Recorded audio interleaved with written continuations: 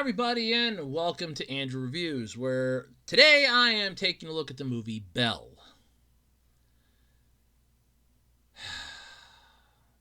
The trailer wrote a check that movie just barely cashed. Good night, everybody! Alright.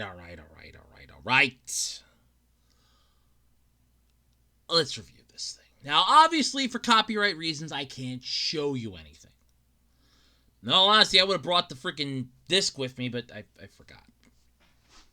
Honestly, I did. But this is available in either a Steelbook or a Blu-ray DVD combo pack. And it's certified fresh by Rotten Tomatoes, which if you watch this movie, pretty much should tell you my thoughts on Rotten Tomatoes and why they don't suck. Oh, sorry. Let me rephrase that. Why they do suck.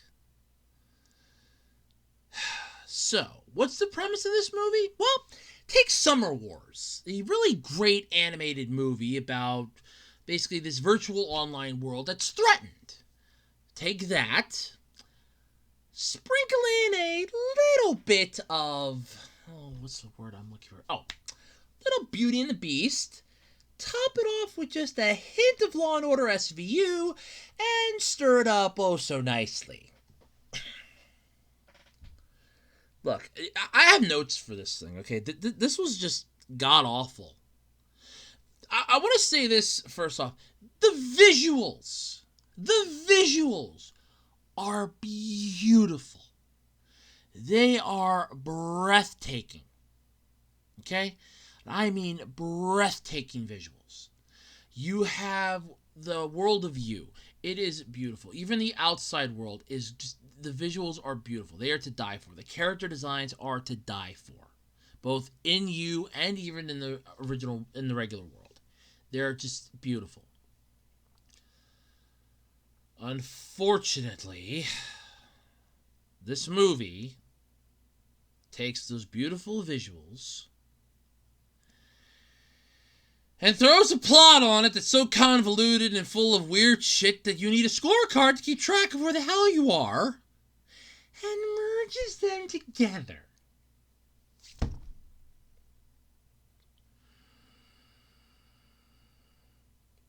Why?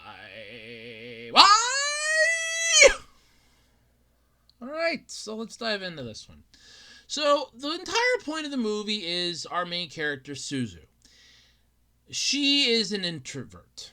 And I mean a 100% introvert. For those of you who do not know what an introvert is, it is a person that does not interact with the outside world at all. Or if they do, it is in very, very, very limited standards. As in, they do not deal with the outside world at all, unless they absolutely have to. For her, she has to from time to time. School and choir.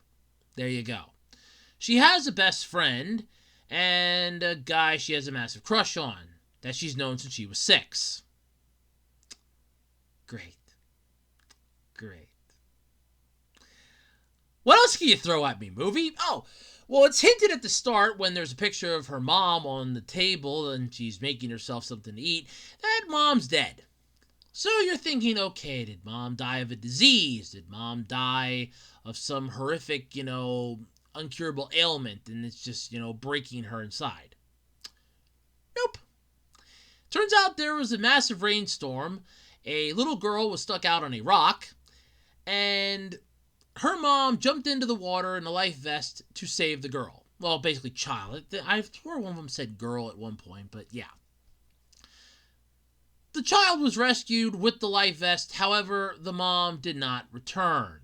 Basically put that her mom sacrificed herself to save the girl, leaving poor Suzu alone. Yes.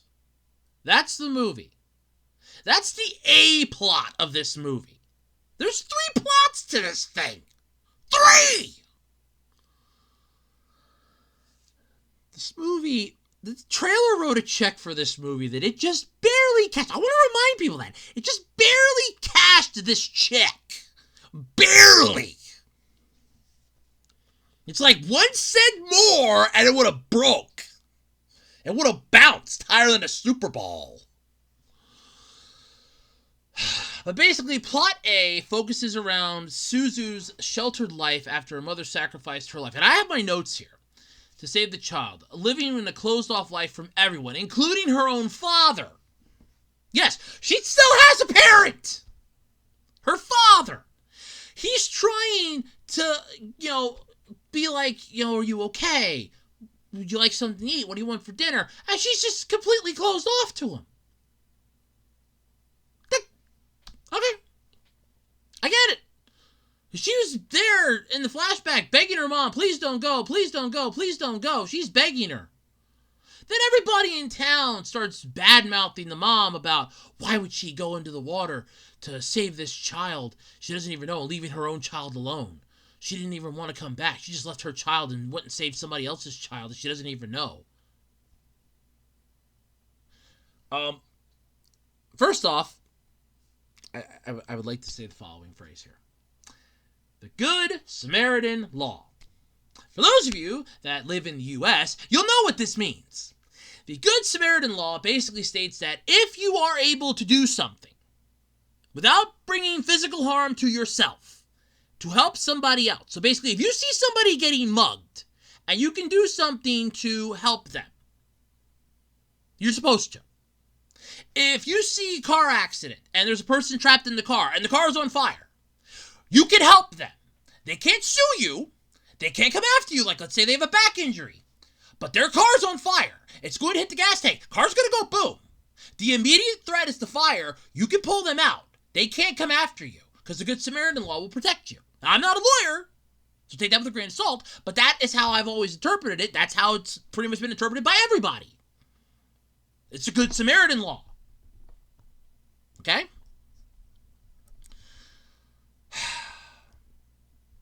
So her mom sacrificed herself to save this child. We never even see the child then. We don't even know who the hell the child was. I'm assuming it's got to be somebody that she knows that's living with this girl. But what the hell do I know? This movie doesn't even know what it wants to be. It doesn't want to be a Beauty and the Beast knockoff. Doesn't want to be an SVU, Law and Order SVU episode. Does it want to be a coming-of-age story? What the fuck does it want to be? Pick a lane and stick to it. Because plot A, that was just plot A. Plot B involves Belle, Suzu's you persona that she dawns after logging into you, and the program, thinking that she's one of her classmates, takes that image and creates her you persona off of it. The Belle persona, basically the whole point of you is it draws in your inner strength. So since Suzu can't sing because her mother sacrificed herself and died, and it kind of broke her, her mother was the one that inspired her to sing and do music. So now she's kind of closed off on that. So every time she tries to sing, she gets violently ill. Hence what we see when she starts violently coughing and then throws up on her walk home just trying to sing a simple song. So there is that. So, yay! So her persona, Belle, is becoming this massive popular AS. Literally, it's called an AS. Just throw another S in there, call it AS! But anyway, Belle's popularity in You has spawned her to start doing concerts, because in You, she has a beautiful singing voice. People are saying that it sounds like she's singing just for them. Well, believe it or not, if you're actually a singer and you're that good that people think you're singing for them, you're pretty damn good. You're pretty damn good at that point. Of course, the main celebrity, though, in You is a little taken aback by this, as she feels hurt. That everybody's paying attention to her and not me. Okay. During one of Belle's performances, a AS known as the Beast is chased into the concert venue and disrupts the concert. The fans are immediately upset about this, obviously, because they can't simp for her now. But then the Beast kind of forms a bond with Belle in a way. And literally, Belle is spelled B-E-L-L-E.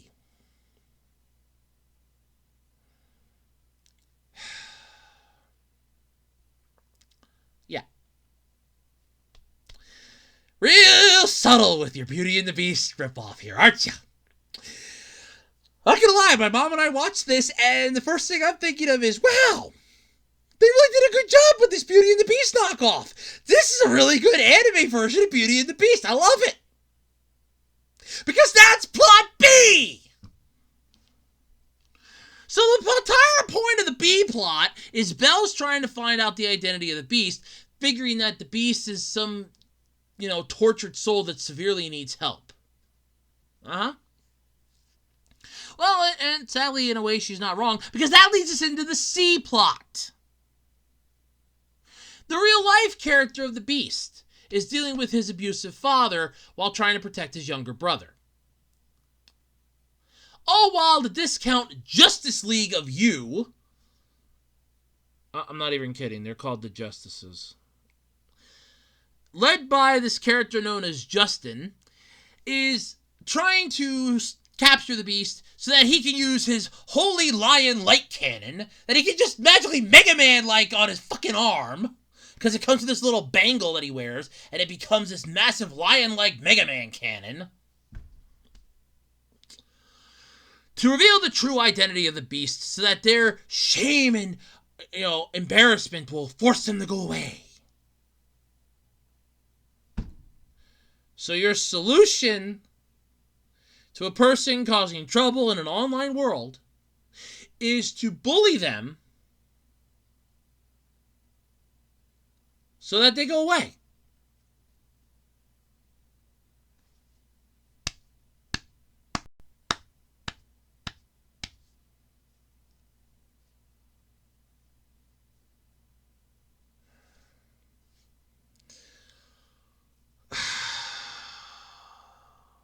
That's the C plot. If I had to sum this movie up in one phrase, pick a lane. Do you want to be a slice of life coming of age story? Do you want to be with that same on that same track? Do you want to have this be a coming of age story where the main character has to overcome their obstacles that they've had for years since they were 6? Do you want to be a Beauty and the Beast anime version? Do you want to be an Law and Order SVU episode?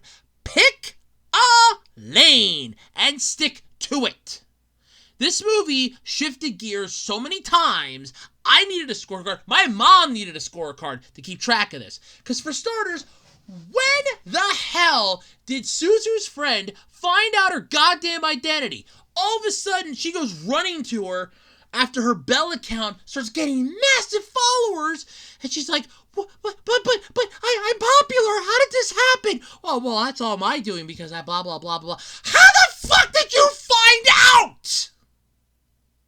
Tell me that. Tell me how her friend found out she was Belle. I want to know that because I feel like I missed something somewhere. Is there something on the Blu-ray disc that explains this? Because I don't got a Blu-ray player. If I gotta go buy a Blu-ray player to make this work and understand this movie, then you should have just put it out on Blu-ray only and said screw everybody else. And that's just one irking part. The entire fucking town that she lives in knows she's Belle. The 5 old ladies that she sings in the choir with that knew her mom knows she's Belle. The guy she's got a crush on knows she's Belle. The girl whose identity the system took to create the persona of Belle knows she's Belle. Hell, I even think the canoe guy that has charge of the canoe club knows she's Belle. I think her father knows she's Belle. I think the only person in this town, in this entire town that she lives in that doesn't know that she is Belle is the dog that she lives with. No, wait, I take that back. I think the dog knows she's Belle too. Why do I think that? Because the dog probably knows everything. Secret identity. My ass is a secret identity. If everybody knows who you are, it's not a secret.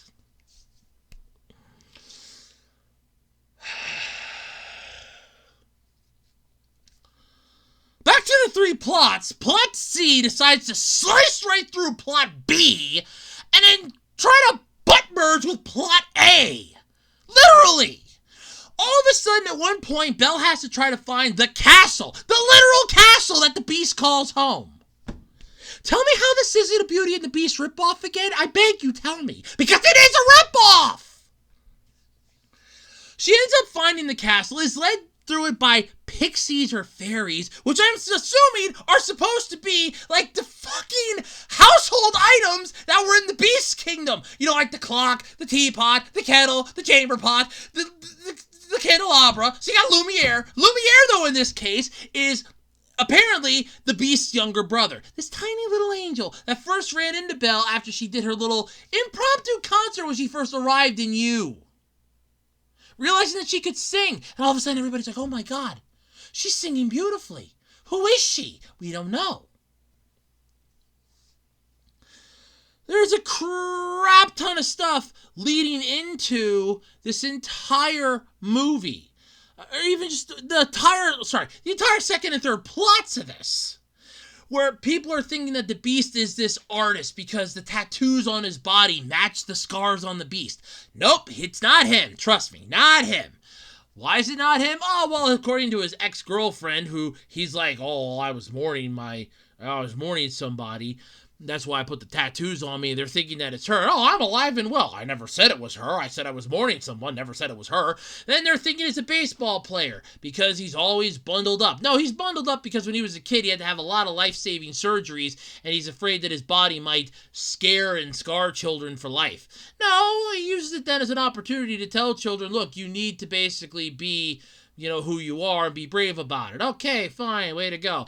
Then you have, another person that they think it might be is this overly obsessed, I want to say, closeted housewife who fakes her Instagram posts.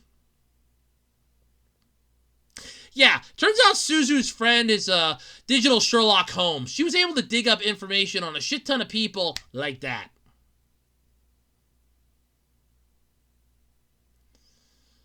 Yep. And when we're introduced again to that lady later on in the movie, it turns out that her U avatar is this little whiny baby. I actually laughed at that. That saved this movie some plot points. That I thought was a good payoff. Because U draws out the inner you. So of course she's a child. She's a crybaby. Complete with a rattle. That was funny as hell. The visuals, though, are breathtaking. The music, though, it's okay. It's nothing to really write home about, but it's not bad. It's nothing spectacular. But when you take that against the plot... My God. This movie's plot is all over the goddamn place because it doesn't know what it wants to be. Does it want to be a Beauty and the Beast knockoff? Does it want to be an actual movie? Does it want to do anything spectacular or special? The answer is no. Why? I don't know! But wait. It gets worse. It gets so much worse. After finding the Beast's castle, Belle inadvertently leads the rest of them there.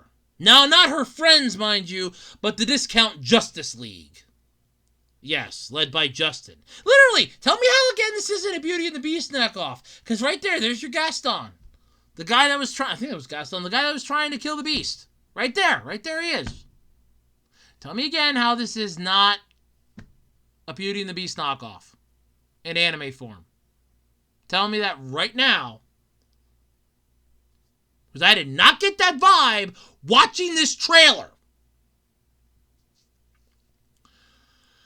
So either way, after Belle is saved because Discount Justice League is going to interrogate her for information and reveal her true identity, she's saved by the fairies and whatnot from the Beast's castle after it's like, no, she must be saved. They save her and then, woohoo! Yay! We find out then after the Beast's castle is basically ransacked and destroyed and then practically burned to the ground, that the Beast escaped. While trying to figure out who he is, Belle inadvertently leaks his identity to the world. It turns out the Beast is actually a child who has to deal with his abusive father. Yeah, spoiler, like I ruined it in the freaking third plot when I'm explaining it. Yeah, it turns out that the younger brother is infatuated with Belle's music, thinking that it's really beautiful and it touches his soul. The dad, however, is pissed off and annoyed. And here's the ironic part. There was a small news clip way back in the movie where you see the two siblings and their dad, and the dad's going, yeah, it's been hard since their mom died, but these two and I, we've gotten along great. Oh yeah, you rule with the totalitarian iron fist. Got it. Which is basically what it is. So, we have that. Great. So, apparently because the younger brother's humming Belle's tune, the dad's trying to work, he literally barges into the room, shatters a vase, literally, like it's nothing, scares the crap out of the kid, threatens to beat the crap out of him, and then the brother shows up to save the younger brother.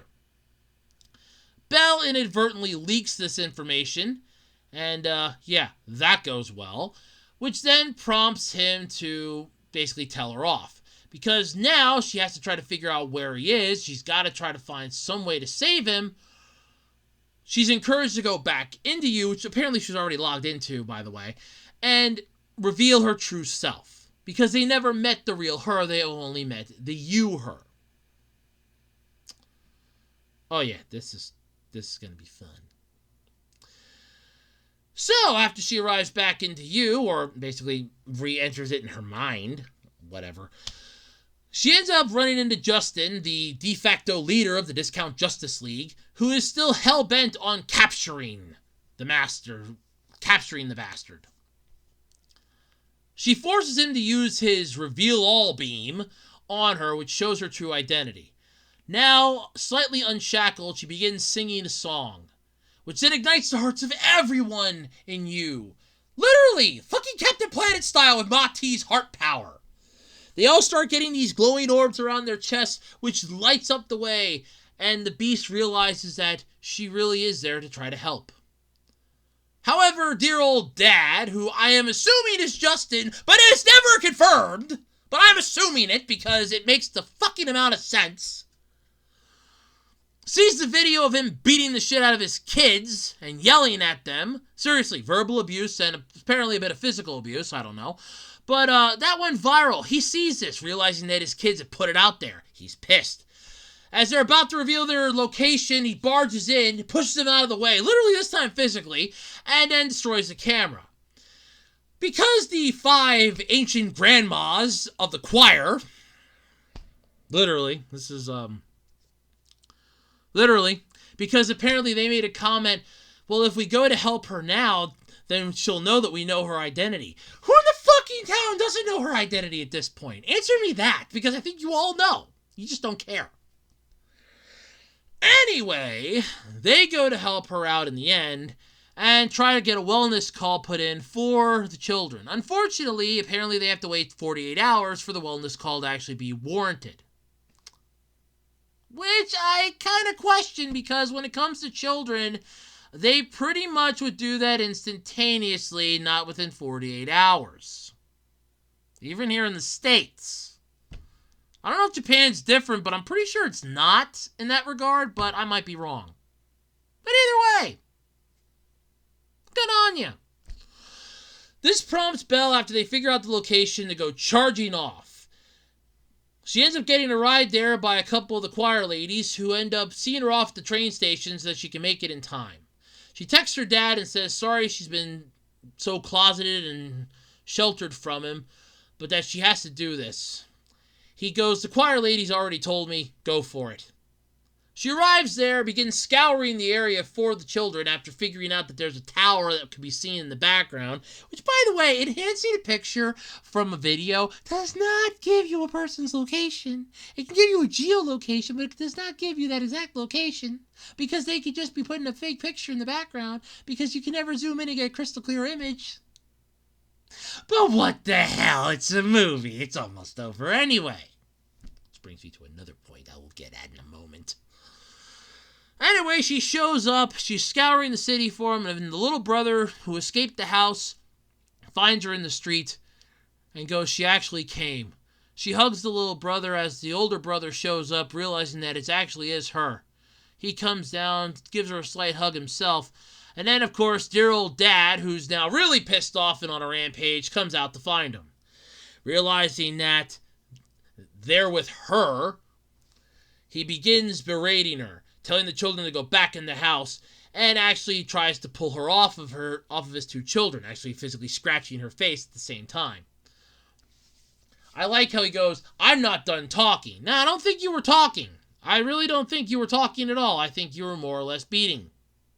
But yet it doesn't show. He had a good 2-hour head start on him, or at least.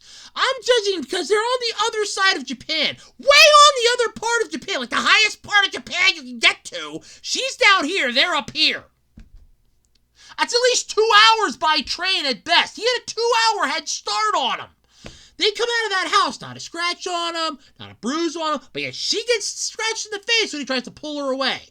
She stands there then, basically in defiance of him, as he can't bring himself to hit her, eventually collapsing to the ground, scouring away like a scared child. Literally! He actually falls backwards onto the ground, and then begins to scour away like a scared child, shaking the whole time. Oh, did I mention the whole you part after her identity was revealed? That it turns out that after it's revealed that she's just a kid, the uptight celebrity is cheering her on, saying that she looks so nervous. Yeah, that nervousness is now gone. As she was hugging the two brothers to protect them, the older brother realized that she actually is there to help them. Okay. Then we come back to her returning home. And that's it. That's literally it.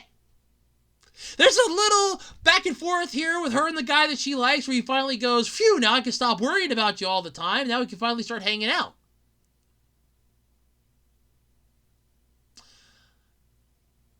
This movie ends so stupidly, it isn't funny. It just ends. I sat through the entire credits thinking there's going to be some type of a, after credit scene, a post credit scene, something. Nope. Nothing at all. She returns home. Her dad's the first one to meet her at the train station. She apologizes for being so distant. He goes, "It's okay." Dinner? Yes. He gives an idea. She goes, "Yeah." Then the rest of the team shows up, and they all walk off into the sunset, all happy, as the choir ladies begin discussing what song they're going to sing at their concert. And they go, "Well, there can only be one option." "Ah, yes, I like that idea." And they just look at Suzu and they go, "How would you like to be the lead?" And that's where it ends. That's it. Beautiful premise. The trailer wrote a check that this movie just barely cashed, because I have unanswered questions. What happened to the kids after Suzu visits? Did they go to the cops after she saved them? Did they go to the cops? Did dear old dad decide to get scared out of his goddamn mind? Did she put the fear of God into him? What happened then? How did the choir ladies know that she was Belle? How? How? Explain that one to me. How did they find out that she was Belle? How? What about the Discount Justice League? What happened to them?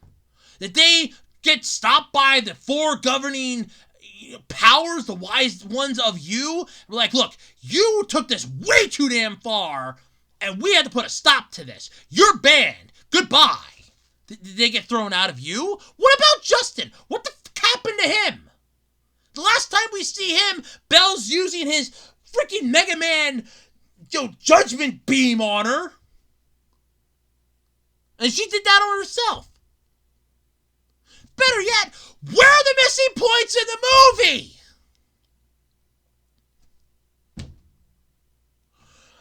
How did her friend know that she was Belle? How did the other people get around? There are too many time skips in this movie from week to month to day. None of it makes sense because of this. It jumps around too much. Who the fuck are these people? We're introduced to Suzu. We get her mom's backstory about how she, really looked up to her mom and she begged her not to go, but the mom had to save the child. We get that. Her mom died a hero, but the town decided to just badmouth her then to hell and back. There's this entire point. There's an entire part of this movie where she's holding her friend's hand. Now, they've been friends since they were 6. He's the one that stopped her from going into the river after her mom didn't come back out. He told her, I'll be here to protect you. He's been worried about her day and night. Honestly, at one point, I thought he was the Beast. But now that they just bitch slapped that away, here's some kid out in the middle of nowhere in a freaking city, and I'm just confused. More so than I care to admit. But that only gets the point. Well, the visuals are beautiful. The CGI parts felt a little off to me in some of the cases, like some of the side views we got of you, and that just felt a little off.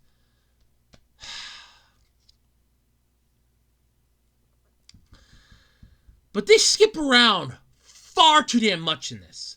At one point, the movie starts off, Belle's doing a small performance. We get this introduction. This is you.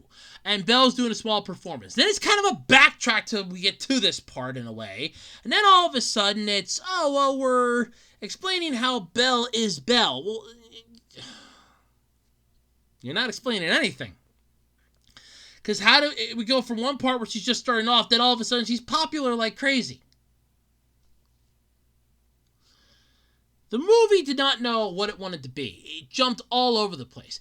Visually, it's beautiful. The actors are acting their goddamn hearts out. They just were given god-awful lines to do it.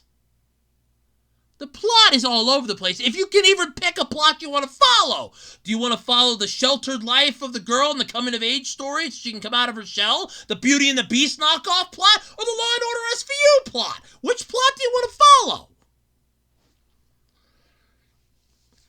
So many unanswered questions for my taste. The movie needs to pick a fucking lane and stay in it. The trailer gave a much different image of what we were getting from this than what we actually received. It skipped around way too much. And no. Visually, for the visuals alone, this thing gets an 8 out of 10 for me. My mom even agreed on that. Solid 8 out of 10 for the visuals. For the plot, 4. I'm giving it a 4. Pick a lane! What do you want to be? Do you want to be a coming-of-age story where a girl comes out of her shell that she's put herself into after a traumatic episode? Do you want to be a Beauty and the Beast knockoff? Or do you want to be a Law and Order SVU episode? Pick a lane! And stick to it. Overall total rating then, visually, like I said, it's a solid 8. Plot-wise, it's a fucking 4. So I'm giving this a solid 6 out of 10. Right in the middle, 6 out of 10. It's not a bad movie. You can probably you'll get a good watch out of this. If you get the DVD combo pack for $20, it's worth the $20. Because if you're only going to watch the DVD, you're only spending like $10.60 per disc. That's not bad. Seriously, it's not bad. You're only spending about $10.60 a disc. So you can get a Blu-ray disc for $10.60 and a DVD for $10.60 in one case.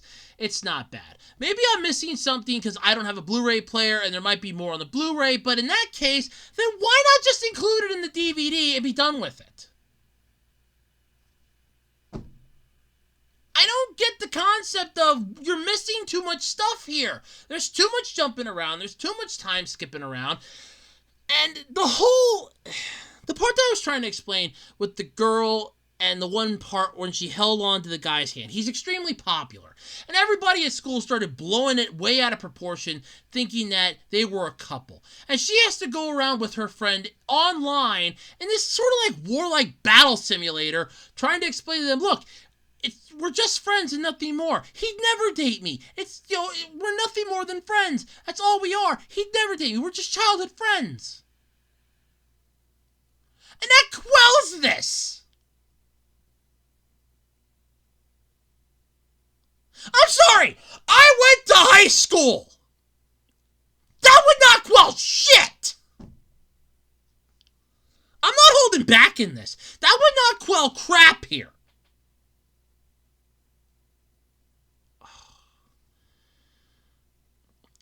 Visually, the movie's stunning. It definitely shows you how we can take social media for granted. Tremendously so. How an online persona can overcome us and can become massively popular. Everybody has secrets and skeletons in their closet. The movie does wrong is everything else. Too many plots, too much skipping around, far too many unanswered questions for my taste, and the movie just ends. It's like the freaking episode. It's like Thelma and Louise just drives right off the cliff. That's it. I recommend it for the visuals. I recommend it for the character voices.